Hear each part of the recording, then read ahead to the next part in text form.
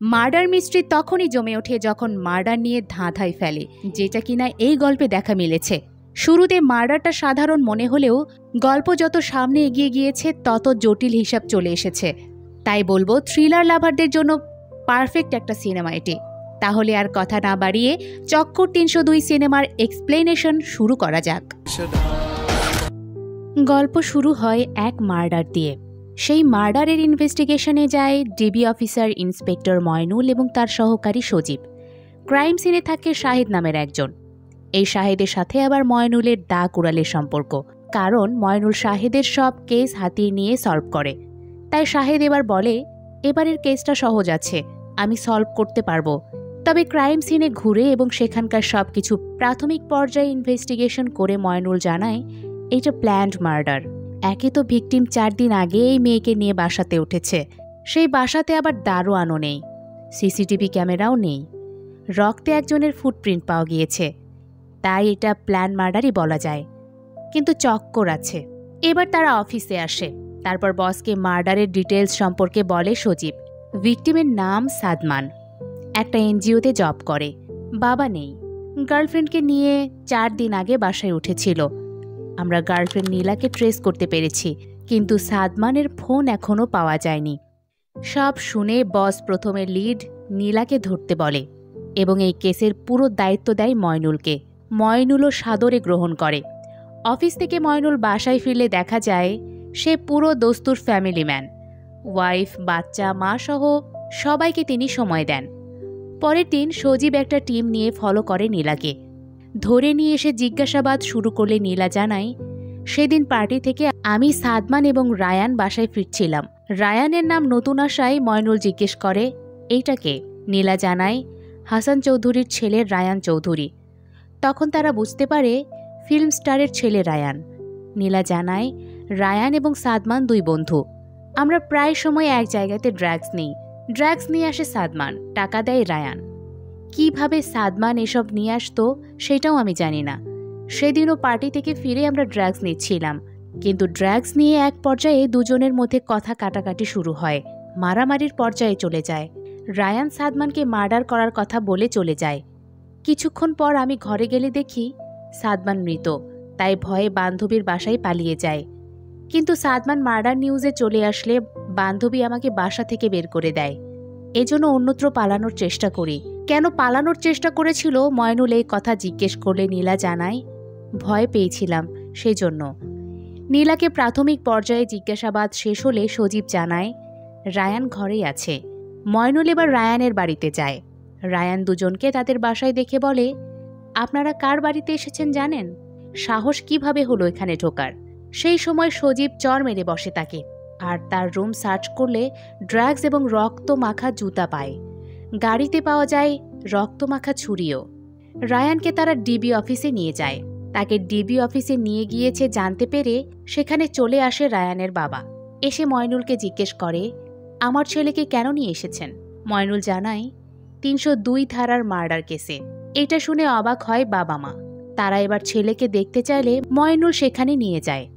তারপর দুজন ছেলেকে সান্ত্বনা দিতে চাইলে ছেলে দুজনকেই ইগনোর করে। তারপর তারা ডিবি অফিস থেকে বের হলে সুপারস্টার হাসান চৌধুরীকে সাংবাদিকরা ঘিরে ধরে। তখন হাসান সাংবাদিকদের জানায়, আমার ছেলেকে মিথ্যা মামলায় ফাঁসানো হয়েছে, আমি এর প্রতিবাদ জানাই। ডিবি অফিস থেকে রায়ানের বাবা মা বাসায় যাওয়ার সময় তাদের মধ্যে কথা কাটাকাটি হয়। এতে বোঝা যায় তাদের বৈবাহিক সম্পর্ক অতটাও ভালো নয়। পরের দিন রায়ানকে কোর্টে নিয়ে আসা হয়। সেখানে সাদমানের মা আসলে তাকে অনেক প্রশ্ন করে সাংবাদিক প্রশ্ন করে হাসানকেও। তো কোর্টে রায়ানের হয়ে জামিন চায় তার মা, কারণ তার মা একজন লয়ার। কিন্তু কোর্ট কোনো জামিন দেয় না। তাই ময়নুল রায়ানকে জিজ্ঞাসাবাদ শুরু করে। প্রথমে জিজ্ঞেস করে, কেন মার্ডার করলে? রায়ান জানায়, আমি মার্ডার করিনি। তাকে জিজ্ঞেস করা হয়, তাহলে তার গাড়িতে কেন ছুরি পাওয়া গেল? রায়ান তখন আরও চিৎকার করে জানায় সে জানে না। সেখানে চিৎকার করলে তার উপরে চিৎকার করে ওঠে ময়নুলও। ওইদিকে সাদমানের মায়ের কাছে আসে রায়ানের মা। এসে বলে, সাদমানকে আমিও আমার ছেলের মতোই দেখতাম। আমার ছেলে সাদমানকে মারেনি, শুধু শুধু মিথ্যা কেসটা দেবেন না। সাদমানের মা জানায়, আমি আমার ছেলে হারিয়েছি, আমার ছেলের হত্যার বিচার চাই। এইটা শুনে রাগ দেখিয়ে চলে আসে রায়ানের মা। ওইদিকে রায়ানের বাবা ছেলের এমন পরিস্থিতিতেও অন্য মেয়ের সাথে হোটেলে সময় কাটায়। এর মধ্যেই ময়নুল চলে আসে সাদমানের মায়ের বাসায়। এসে সাদমানের মা নীরা চৌধুরী এবং বন্ধু মিজানকে বিভিন্ন প্রশ্ন করে। সে বলে সাদমান অন্য আর কারো সাথে মিশত কিনা, আর ড্রাগস কবে থেকে নিত এসব জিজ্ঞেস করে। মা নীরা চৌধুরী জানায় সাদমান রায়ানের সাথেই বেশি মিশত, আর ড্রাগস কবে থেকে নেয় তা জানি না। ওইদিকে মিজান জানায় আমাকে সেভাবে সে পছন্দই করতো না। কেউ কি আসলে মায়ের প্রেমিককে মেনে নিতে পারে? তো ময়নুল এবার দুজনকেই জিজ্ঞেস করে রায়ান কি সাদমানকে খুন করতে পারে? মা জানায় কার মনে কি চলে তা তো আমরা বলতে পারবো না। মিজান জানায় আপনারাই তো ভালো জানবেন, এমনকি আপনাদের চোখে সেই তো। এই পর্যায়ে তাদের সাথে কথাবার্তা শেষ করে সাদমানের রুম চেক করে। রুমে সেরকম কিছু না পেলে অফিসে চলে আসে ময়নুল। ওইদিকে হোটেলে হাসান চৌধুরীকে তার প্রেমিকা জানায় তোমার ছেলের এই ব্যাপারটা ইন্সপেক্টর ময়নুলকে টাকা দিয়ে ম্যানেজ করতেও তো পারো। এইটা শুনে হাসান বলে যদি টাকা দিতে গিয়ে অন্য প্যাচ লাগে? প্রেমিক জানায় টাকার কাছে সবই বাধা। অফিসে আসার পর সজীব ময়নুলকে জানায় রায়ানের গাড়িতে পাওয়া ছুরিতে রায়ানের ফিঙ্গারপ্রিন্ট পাওয়া যায়নি, জুতাতে পাওয়া গিয়েছে। আর একটা ব্যাপার হচ্ছে দুইজনের বাসাতেই একটা কুরিয়ার থেকে চিঠি এসেছে। এইটা কিন্তু সন্দেহজনক। পরের দিন আবার দুজনকে কোর্টে তোলা হলে কোর্ট লিমাকে জামিন দেয়, কিন্তু রায়ানকে দেয় না, উল্টো জেলখানায় পাঠায়। তাই কোর্ট প্রাঙ্গণে রায়ানের মা সাদমানের মাকে বলে আপনি ইচ্ছে করে আমার ছেলেকে ফাঁসাতে চাচ্ছেন। আপনি আপনার ছেলেকে ড্রাগস থেকে বাঁচাতে পারেননি, এখন আমার ছেলেকেও নিয়ে যাচ্ছে। সেখানে আরও অপমান করে রায়ানের মা। এতে ভীষণ কষ্ট পায় সাদমানের মা। সেদিন কোর্ট কার্যক্রম শেষ হলে সজীব যায় ওই কুরিয়ার সার্ভিসে। গিয়ে বলে এই চিঠিগুলো কে পাঠিয়েছে বলতে পারবেন? কুরিয়ারের লোক জানায় সেটা তো আমরা জানি না, তবে কোথা থেকে পাঠানো হয়েছে তা বলতে পারবো। সেদিন রায়ানের মা আবার আসে সাদমানের মায়ের কাছে, এসে বলে আমার ভুল হয়ে গেছে, কোর্টে ওভাবে আপনার সাথে কথা বলা উচিত হয়নি। সাদমানের মা তখন ছেলেকে কিভাবে মানুষ করেছে সেটা বলতে গিয়ে ইমোশনাল হয়।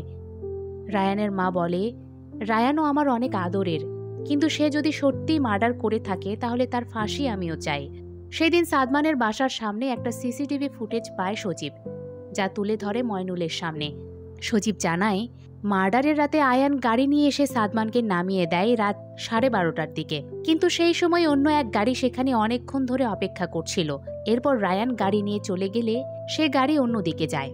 তারপর অন্য এক সিসিটিভি ফুটেজে সেই গাড়িকে একটা পেট্রোল পাম্পে দেখা যায়। তখন সেখানে দুজন গাড়ি থেকে বের হলে একজনকে চেনা যায়, সে হচ্ছে ড্রাগ ডিলার পিচ্চি লিটন। এসব শোনার পর ময়নুল বলে কেসে ভালোই চক্কর শুরু হয়েছে। এরপর সাদমানের মোবাইলের ব্যাপারে জানতে চাইলে সজীব জানায় এখনও অন হয়নি, নাম্বার ট্র্যাপে রাখা হয়েছে।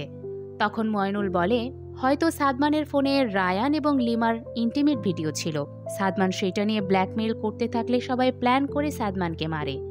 এখন বাকিটা মোবাইল উদ্ধার হলেই জানা যাবে। সেই দিন রাতে ময়নুল ফ্যামিলির সাথে খেতে গেলে ফোন দেয় সুপারস্টার হাসান, তাকে দ্রুত যেতে বলে সেখানে। ময়নুল তখন ফ্যামিলিকে রেখে আগে চলে যায় হাসানের কাছে। হাসান তার ছেলেকে ছেড়ে দেওয়ার জন্য অনেক টাকা অফার করলে ময়নুল সেইটাতে রাজি হয় না। সাথে জানায় আমি করি সরকারি জব, থাকি সরকারি বাসায়, সরকার আমাকে টাকা দেয়, তাই সরকারের এবং জবের প্রতি শ্রদ্ধা এসে গেছে, এজন্য আমি টাকা নিতে পারবো না। পরের দিন এক সোর্সের মাধ্যমে পিচ্চি লিটনের লোকেশন খুঁজে বের করে ময়নুল। ব্যাপারটা পিচ্চি লিটন জানতে পেরে পালাতে চাইলে ঠিকই ধরা পড়ে ডিবির হাতে। সেখানে গিয়ে সজীব আগে তার ফোন নেয়, আর ময়নুল তাকে ডিবি অফিসে নিয়ে যেতে থাকলে কেউ একজন গুলি করে সেখানে মেরে ফেলে পিচ্চি লিটনকে। ময়নুল যেন মার্ডার কেসের কাছে এসেও দূরে চলে যায় আবারও। এবার অফিসে এসে আগে পিচ্চি লিটনের ফোন চেক করে। চেক করলে দেখে লিমা পিচ্চি লিটনের সাথেও কথা বলেছে, এমনকি পিচ্চি লিটন সহ অন্যজনের সাথে সুপারস্টার হাসানেরও ছবি আছে। তখন ময়নুল সেই ছবির সাথে সিসিটিভিতে ধরা পড়া অন্য আরেকজনের ছবি মেলাতে থাকলে দেখে এক ব্যক্তি, আর তাকে তারা ভালো করে চেনে। তার ডাক নাম হচ্ছে গন্ডার। এই গন্ডারের সাথে ছবি থাকায় হাসানকে ডিবি অফিসে নিয়ে আসে ময়নুল। হাসান আসলে ময়নুল ওই ছবি দেখিয়ে বলে এটা কে? হাসান জানায় আমি কিভাবে জানবো, আমার সাথে প্রতিনিয়ত কতজন ছবি তোলে। তখন ময়নুল বলে কতজন ঠিক আছে, কিন্তু আন্ডারওয়ার্ল্ড ডন গন্ডারের সাথে কেন? এইটা শুনে কিছুটা চুপসে যায় হাসান, তাই বলে আমার ছেলেকে ফাঁসানোর জন্য তাহলে নতুন চাল চালা হচ্ছে। ময়নুল জানায় না, আপনার ছেলে অপরাধ করলে শাস্তি পাবে। এই বলে হাসানকে চলে যেতে বলে। হাসান চলে গেলে হাসানের রেখে যাওয়া সিগারেট তুলে নেয় ময়নুল এভিডেন্সের জন্য। এরপর তারা গন্ডারের বাড়ি যায়, কিন্তু গন্ডারকে পায় না। সেখানেও এক সিগারেট পায় তারা। তখন বউ জানায়, আমি সিগারেট খাই, কি বিশ্বাস হয় না? এই পর্যায়ে গন্ডারকে দেখানো হয় সে একজনকে ধরে নিয়ে এসে মারার প্রস্তুতি নিলে কেউ একজন ফোন করে বলে, সাদমানের ফোন যেন অন্য কেউ পাওয়ার আগে আমার হাতে আসে। গন্ডার তখন তাকে বস সম্বোধন করে বলে, ঠিক আছে। এবার ধরে নিয়ে আসা লোককে মেরে চলে যায় মোবাইল খুঁজতে। ওইদিকে ডিবি অফিসে আবার লিমাকে ডাকে ময়নুল। লিমা আসলে পিচ্চি লিটনের সাথে তার কি সম্পর্ক তা জানতে চায়। লিমা বলে, ড্রাগস নেওয়ার ব্যাপারে কথা হয়েছে, আর কিছু না। ময়নুল এবার লিমার অ্যাবর্শন রিপোর্ট সামনে উপস্থিত করে বলে, এইটা কেন করেছিলে? সাদমানের ফোনে তোমার আর রায়ানের ইন্টিমেট ভিডিও ছিল, আর সাদমান সেটা নিয়ে ব্ল্যাকমেল করছিল বলে তোমরা সবাই মিলে তাকে মেরেছ, তাই না? লিমা জানায়, হ্যাঁ, সাদমানের ফোনে ইন্টিমেট ভিডিও ছিল, কিন্তু সে কখনো ব্ল্যাকমেল করেনি। ময়নুল তখন লিমার কাছে জানতে চায়, সাদমানের ফোন কোথায়? লিমা জানায়, সাদমানের কাছেই তো ছিল। তখন সিন শিফট করলে দেখা যায় সেই ফোন কেউ একজন কুড়িয়ে পায়। এবার ময়নুল ডট মেলাতে থাকে, আর সেই ডটে মার্ডার আর লিমাকে মনে হয়। সাথে জানায়, সাদমান, রায়ান, লিমা এবং গন্ডার বাবুর মধ্যে কিছু একটা চক্কর তো আছে। সেই সময় সজীব জানায়, আমি একটা ক্লু পেয়েছি। ওই কুরিয়ার সার্ভিস আসলে গন্ডার বাবুর। সে জামিল দিয়ে কুরিয়ারটা চালায়। মার্ডারের পেছনে নিশ্চয়ই এই কুরিয়ার সার্ভিসের কোনো হাত আছে। ময়নুল বলে, এত চাপ আজকে নিতে চাই না, কারণ আজ আমাদের বিবাহ বার্ষিকী। বাসায় ফিরতে চাই, তোমার ভাবি অপেক্ষা করছে। ময়নুল বাসায় ফিরতে চাইলে গন্ডার বাবু কোথায় আছে সেটার খবর পায়, তাই বাড়িতে না গিয়ে গন্ডারের কাছে যেতে থাকে। যেতে যেতে ফোন দিয়ে পুরো ফোর্সকে আসতে বলে। তো ময়নুল একা চলে আসে গন্ডারের আস্তানায়। তারপর পিস্তল রেখে জিজ্ঞেস করে, সাদমানকে মারলেন কেন? গন্ডার জানায়, আল্লাহর মাল আল্লাহই নিয়ে গেছে। ময়নুল তখন আরও কিছু ব্যাপারে কথা বলতে চাইলে গন্ডার না শুনে চলে যেতে চায়। সেই সময়ে ময়নুল গন্ডারকে আটকাতে চাইলে বাধা দেয় গন্ডারের লোকজন। গন্ডার তখন জানায়, আইনের লোক বলে আপনাকে ছেড়ে দিচ্ছি। যাওয়ার আগে তার লোকদের নির্দেশ দেয় তাকে উত্তম মধ্যম দিতে। তো মার খাওয়া শেষ হলে ডিবি বাহিনী তখন সেখানে আসে, কিন্তু দেরিতে আসায় ময়নুল আর অপারেশনে না গিয়ে বাড়িতে যেতে চায়, কারণ আজ তাদের বিবাহ বার্ষিকী। ময়নুল এরকম মার খাওয়া অবস্থায় বাইরে আসলে চিন্তায় পড়ে তার বউ। সে জানায়, ও কিছু না। তারপর তারা বিবাহ বার্ষিকী সেলিব্রেট করে। খাওয়ার সময় চলে আসে সজীবও, কিন্তু এর মধ্যেই সজীবের কাছে এক ফোন আসলে সজীব বেরিয়ে পড়ে। তারপর পিছু নেয় জামিল কুরিয়ার ট্রাক গিয়ে পৌঁছায় এক বাড়িতে। সেখানে কিছু চক্করের দেখা পেলে ফোন করে জানায় ময়নুলকে। ময়নুল তখন লোকেশন জানতে চাইলে তা বলতে পারে না সজীব, কারণ সজীবকে কেউ একজন গুলি করে মেরে ফেলে। সেই গুলির আওয়াজ ফোনে শোনে ময়নুল। তো ময়নুল হারায় তার বিশ্বস্ত সহকর্মীকে। তারপর সজীবের শেষ সময়ে সকল কার্যক্রমে অংশ নেয় সে। ময়নুল অফিসে ফিরলে বস জানায়, সজীব কুরিয়ার সার্ভিসের পিছু পিছু চলে এসেছিল ডেইরি আসলামের ড্রাগস ফ্যাক্টরিতে। এই ডেইরি আসলামকে ময়নুল আগে থেকেই চেনে। বস তখন আরও জানায়, ডেইরি আসলামের ড্রাগ সাপ্লাই ড্রাগনবাবু তার কুরিয়ার সার্ভিসের মাধ্যমে দিত। এর মধ্যেই সাদমানের ফোন পুলিশ পেলে ময়নুলকে দ্রুত জানায়। ময়নুল সাদমানের হোয়াটসঅ্যাপ চেক করলে কিছু একটার ক্লু পায়, তাই চলে আসে সজীবের মার্ডার লোকেশনে। তারপর সেখানে সবকিছু বিশ্লেষণ করলে বুঝতে পারে সজীবকে যে কারণে জীবন দিতে হয়েছে, ঠিক একই কারণে সাদমানকেও মার্ডার করা হয়েছে। রায়ান আসলে মার্ডারার না, এখানে অন্য কোনো খেলা আছে। তাই অফিসে ফিরে পুরনো ফাইল ঘেটে সাদমানের মা এবং আসলামের ডট মেলাতে থাকে। সেখানে একসময় গন্ডারের বউ রুনার নাম আসলে ময়নুল দলবল নিয়ে গন্ডারের বাড়ি যায় সার্চ করতে। ময়নুল যে গন্ডারের বাড়ি এসেছে তা সে জানতে পেরে ময়নুলকে ফোন করে ফ্যামিলির থ্রেট দেয়। ময়নুলও তখন গন্ডারের ফ্যামিলি নিয়ে আসে, সাথে জানায়, তোর বউ জেলে যাবে, কিন্তু তুই যদি মূল হোতার খবর জানাস তাহলে তোর বউ ছাড়া পাবে। সাথে যে টাকা রেট দিচ্ছি সেটারও অর্ধেক পাবি।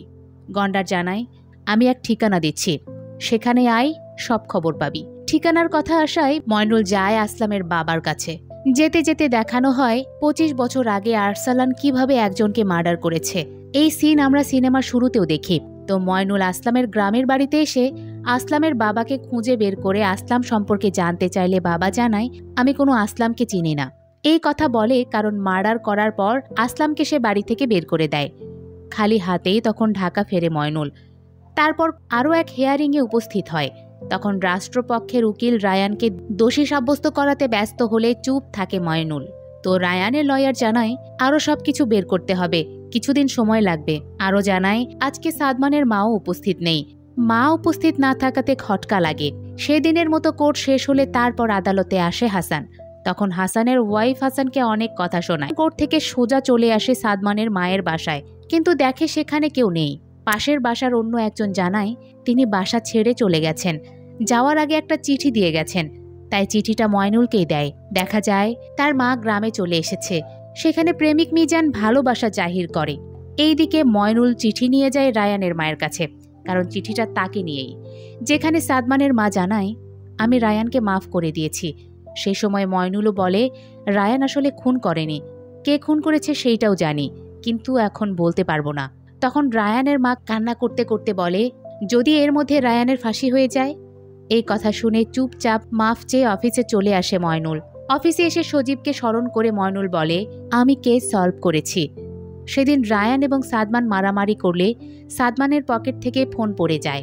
এরপর সাদমান রুমে আসলে তারা এসে সাদমানকে মার্ডার করে। তারপর ছুরিটা রেখে দেয় রায়ানের গাড়িতে, যাতে সবাই আমরা তাকে সাসপেক্ট ভাবি। এর মধ্যে রায়ান সাদমানের বাসায় আসলে সাদমানকে মৃত অবস্থায় দেখে আর সাদমানের রক্তের উপরে পিছলে পড়ে। সেই রক্তমাখা জুতো আমরা রায়ানের রুমে পাই।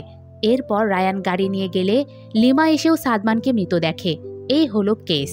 তো পরের দিন সাদমানের মা গ্রাম ছেড়ে ভালোবাসার পূর্ণতা দিতে চলে আসে মিজানের বাসায়। একসময় সেখানে আসে ময়নুল সহ তার টিম। তারপর সাদমানের মাকে বলে তুই অবৈধ সম্পর্ক টিকে রাখতে নিজের ছেলেকেই মেরেছিস। ময়নুল এসব বলতে থাকলে বাধা দেয় মিজান। তারপর ময়নুল সাদমানের মাকে নিয়ে যেতে চাইলে আটকায় মিজান। সেই সময় ময়নুল বলে দেখেন আমি কিভাবে সব সত্য বের করে নিয়ে আসি। এই বলে সাদমানের মায়ের গলা চেপে ধরলে মিজান চিৎকার দিয়ে বলে আমি সাদমানকে মেরেছি। এটা শুনে অবাক হয় না ময়নুল, কারণ সে আগে থেকেই জানে মিজান মেরেছে। তাই সব সত্য প্রকাশ করার জন্য সাদমানের মায়ের সাথে এই অভিনয় করেছে। এমনকি সাদমানের মাও এসবে জড়িত। তখন মিজান বলে আমি সবকিছু আমার ভালোবাসার জন্য করেছি। সাদমান আমার সাথে তার মায়ের সম্পর্ক মেনে নিতে চায়নি, তাই তাকে মেরে ফেলেছি। এমনকি ছোট থেকে আমি তাকে প্রোটেক্ট করেছি। যে আমার ভালোবাসার মানুষের দিকে তাকিয়েছে তাকে আমি মেরেছি। মিজান এসব বললে ময়নুল জানায় তোর নাম মিজান যে ছদ্ম সেইটাও আমি জানি। তুই হচ্ছিস ডেইরি আসলাম, আর তুই সাদমানকে মেরেছিস কারণ সাদমান তোর ড্রাগসের ফ্যাক্টরি চিনে ফেলেছিল এবং ভিডিও করে ব্ল্যাকমেল করছিল। তুই তোর ড্রাগসের ফ্যাক্টরি হাইড করার জন্য সাদমানকে মেরেছিস, যা আমি সাদমানের ফোনে দেখেছি। মিজান ওরফে ডেইরি আসলাম তখন বলে এসবের কোনো প্রুফ তোর কাছে নেই। ময়নুল জানায় আছে। তখনই সেখানে হাজির করে আসলামের খাস লোক গন্ডার বাবুকে, যে টাকা পেয়ে ময়নুলের দলে চলে এসেছে। পরিস্থিতি অনুকূলে দেখে ডেইরি আসলাম এবার তার শক্তি দেখাতে চাইলে ডিবির একজন তার কাছ থেকে পিস্তল কেড়ে নিয়ে সবার সামনে গুলি করে মেরে ফেলে। তখন ময়নুল গন্ডার বাবুকে গাড়িতে তুলে জিজ্ঞেস করে তুই না আসলামের খাস লোক, তাহলে তাকে মারলি কেন? গন্ডার জানায় হ্যাঁ আমি আসলামের খাস লোক, কিন্তু মিজানের না। মিজানের মতো মানুষজন আমার পছন্দ না, তাই খতম করেছি। যেহেতু সাদমান মার্ডারের সাথে গন্ডার বাবু জড়িত ছিল, তাই পরের দিন তাকেও আদালতে তোলা হয়। সেই সময় হাসি মুখেই থাকে গন্ডার। এদিকে জেল থেকে ছাড়া পায় রায়ান। তারপর সে সাদমানের মায়ের সাথে দেখা করতে যায়, কিছুদিন সেখানে কাটায়। এদিকে ময়নুল মিস করে সজীবকে। যত্ন নিতে যায় গন্ডার বাবুর অসুস্থ বাবারও। এর মধ্যেই একটা আননোন নাম্বার থেকে ফোন আসে ময়নুলের কাছে। ময়নুল কথা বললে বুঝতে পারে তাকে ডেইরি আসলাম ফোন দিয়েছে। সে যাকে মেরেছে সে আসলে মিজানি। তাহলে কি গন্ডারবাবু মিজানকে মেরে মিথ্যা বলেনি? হয়তো এর জবাব চক্কর ৩০২-এর দ্বিতীয় পার্টেই দেখা যাবে, কারণ এখানেই শেষ হয় চক্কর ৩০২। গল্পের শুরুটা ৮ থেকে ১০টা মার্ডারের মতো শুরু হলেও ধীরে ধীরে বেশ রহস্য চলে আসে, যা গল্পকে করে তোলে মজবুত। মার্ডার মিস্ট্রি থ্রিলারের দিক থেকে বাংলাদেশের টপ সিনেমার তালিকায় নিঃসন্দেহে চক্কর থাকবে। গল্প যেমন স্ট্রং, তেমন সবাই অভিনয় করেছে বেশ ভালো, স্পেশালি ময়নুল চরিত্রে মোশাররফ করিম। তো চক্কর ৩০২ আপনার কেমন লাগলো জানাতে পারেন আমাদের। এতক্ষণ মিসেস মুভি এক্সপ্লেনারের সাথে থাকার জন্য ধন্যবাদ।